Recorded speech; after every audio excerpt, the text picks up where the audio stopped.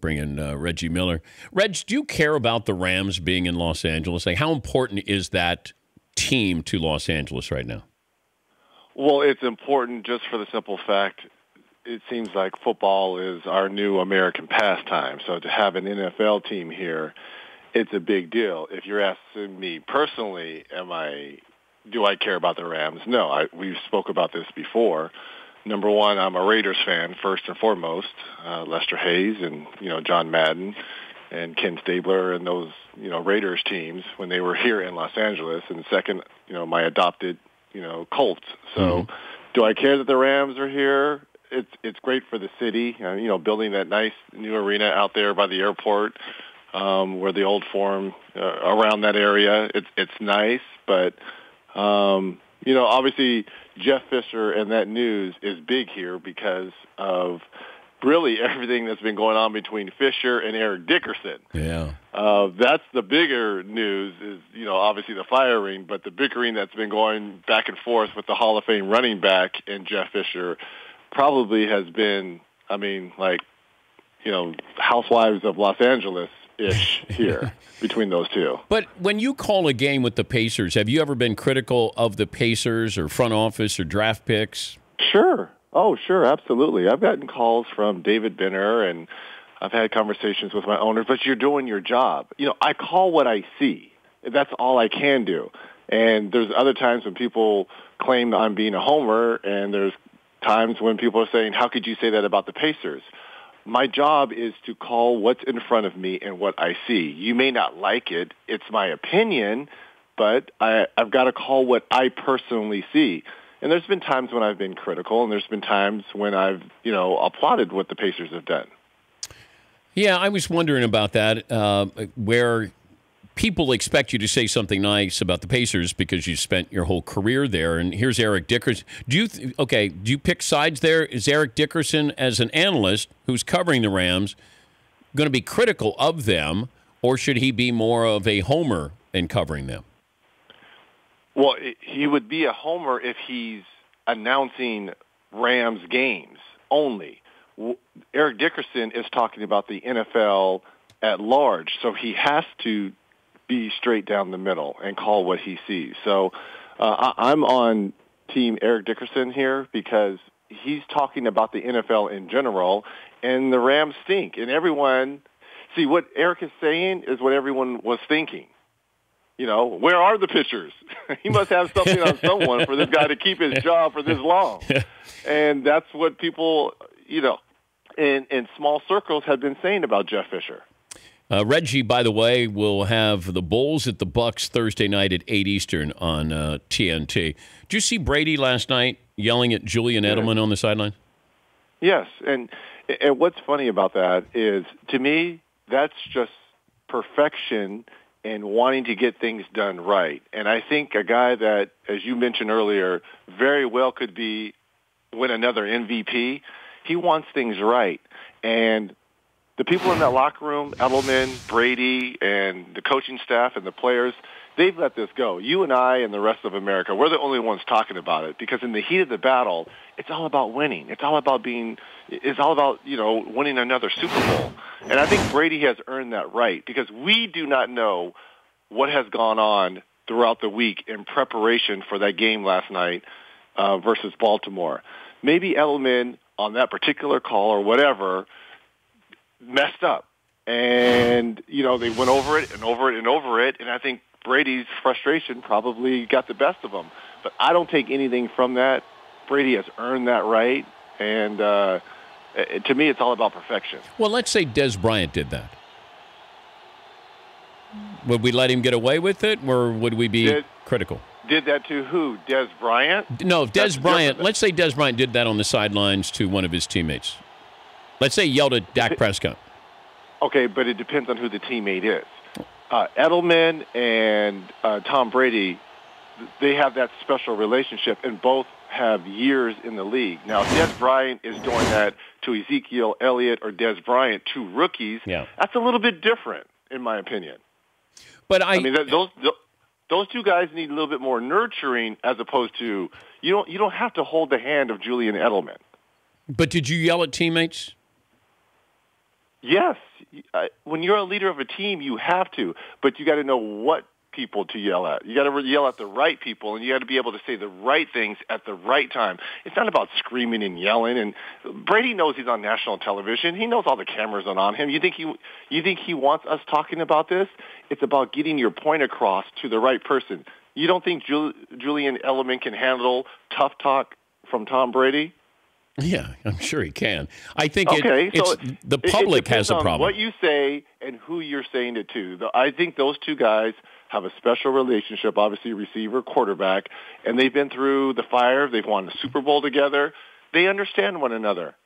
They've moved on. We just haven't. That's all. It's a talking point for us. Baseball is going to get rid of hazing on road trips with rookies. What kind of hazing? Dan, what? We live in a politically correct society nowadays. And I get what Major League Baseball is doing, which means now that NFL and the NBA, the NHL is going to follow suit, because we have so many kids that watch, as you mentioned, rookies being tied up to the goalpost, getting their hair cut. We had, when you make rookies sing happy birthday, things like that, you would dress them up. Young kids are seeing this. And with hazing and bullying, being front and center now, with young kids taking their lives because of bullying and hazing, I think professional sports teams are probably starting to take notice of this and trying to cut back. A lot of it is good-natured and fun, but at the end of the day, it is hazing.